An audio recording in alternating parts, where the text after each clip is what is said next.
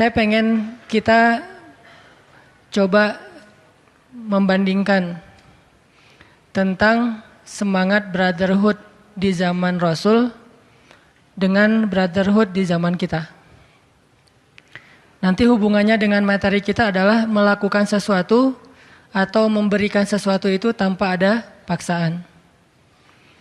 Kayak misalnya kita ngelihat, mungkin kita juga ngerasain semangat brotherhood yang selama ini ada di kita itu kan luar biasa ya, terutama di anak-anak komunitas.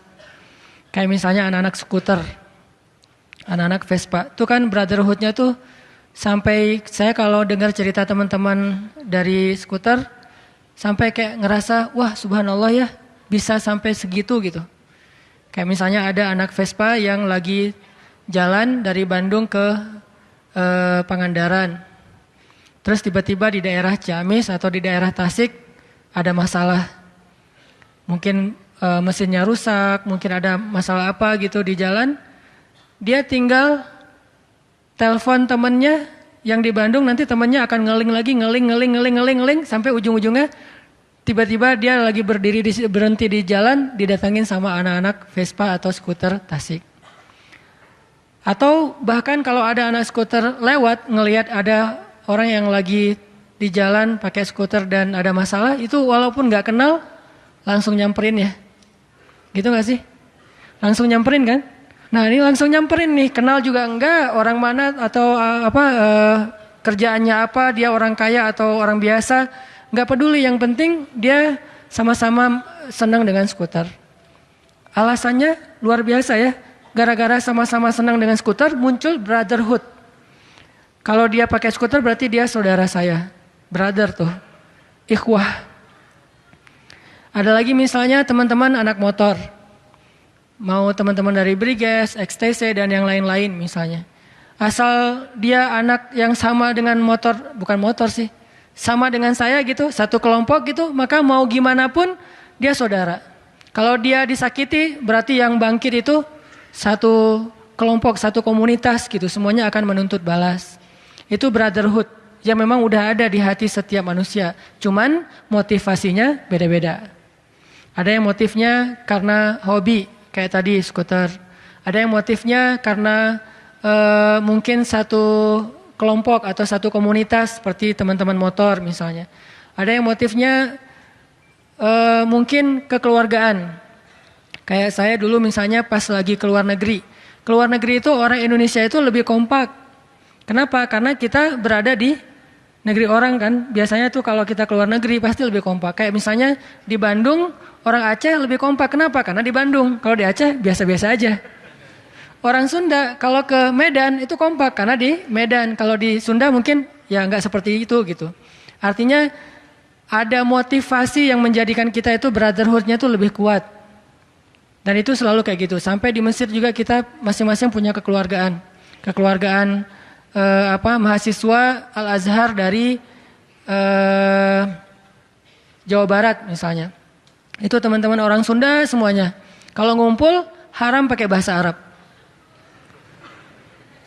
Padahal semuanya belajar di Al-Azhar tapi nggak mau pakai bahasa Arab. Semuanya Nyunda.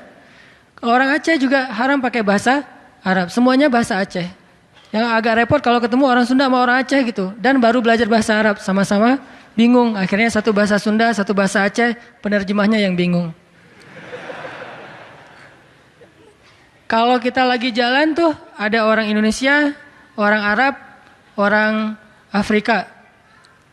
Itu semuanya menceritakan tentang negerinya adalah surga. Orang Indonesia bilang Indonesia itu potongan surga di dunia.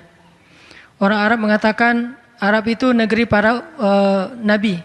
Orang Afrika mengatakan apa gitu ya. Tertanya deh ke orang Afrika gitu. Masing-masing membanggakan negerinya. Yang jelas teman saya orang Afrika, orang Kongo. Dulu namanya Zaire, terus berubah jadi Kongo. Dia tuh kalau nyebut nama negerinya lengkap. Kongo Demokratia. Gak mau bilang Kongo doang. Kongo Demokratia. Dan dia bilang sebodoh-bodohnya orang Afrika itu pintar bahasa Perancis loh. Karena emang mereka kan ngomongnya pakai bahasa Perancis kan. Di Afrika itu anak kecil ngomongnya bahasa Perancis. Sama kayak di Paris kan, anak-anak kecil TK tuh ngomongnya bahasa Perancis tuh udah cas-cis lah. Keren-keren gitu. Mereka punya kebanggaan. Dia bilang di Kongo itu penghasil uranium terbesar di dunia. Jadi negara-negara yang kalian sebut hebat, itu ngambilnya uraniumnya dari kami, kata mereka. Jadi semuanya punya kebanggaan-kebanggaan. Ini namanya hamiyah. Ini namanya kebanggaan. Dan hamiyah ini, kebanggaan ini, dan brotherhood ini sesuatu yang legal dalam Islam. Boleh banget orang punya hamiyah, boleh banget orang punya brotherhood karena motif-motif yang walaupun bukan motif agama, selama itu positif, itu boleh banget. Cuman kalau kita punya semangat brotherhood dalam motif-motif yang selain agama, harusnya motif agama itu lebih kuat. Brotherhood karena skuter, boleh banget. Brotherhood karena teman-teman motor, boleh banget. Brotherhood karena hobi permainan olahraga tertentu, boleh. Apalagi brotherhood karena tanah air atau kebangsaan, itu juga sangat boleh. Sebagaimana para sahabat sangat mencintai negeri mereka, Mekah. Sampai ada yang sahabat sakit gara-gara hijrah ke Madinah, kangen dengan kota Mekah. Kayak Abu Bakar tuh, sampai di Madinah nulis puisi tentang Mekah. Oh Mekah, negeri yang tandus, tapi kangen gitu. Negerinya tandus, susah dapat air, tapi ngangenin. Dan itu sangat boleh, namanya hamiyah. Cuman kalau semua itu boleh, apalagi hamiyah dan ukhuwah ataupun brotherhood dalam urusan agama.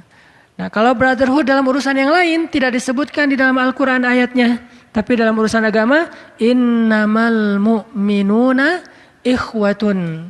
Semua orang yang beriman itu mu'minun, bukan orang Indonesia, tapi mu'min, lintas negara dan kebangsaan. Innamal mu'minuna ikhwah. Sehingga dalam analogi Nabi yang lain, Nabi udah ngegambarin apa bentuk ukhuwahnya, brotherhoodnya tuh kayak gimana. Bentuk brotherhoodnya itu adalah idzashtaka udwun tada'a lahu sairul jasad bis-sahri wal huma. Kalau ada satu organ tubuh itu yang ngerasa sakit, maka seluruh organnya akan ikut merasakan tidak bisa tidur dan panas dingin. Itu namanya brotherhood. Mungkin kita masih bisa tidur walaupun baru dapat berita tentang saudara kita yang dianiaya di Rohingya.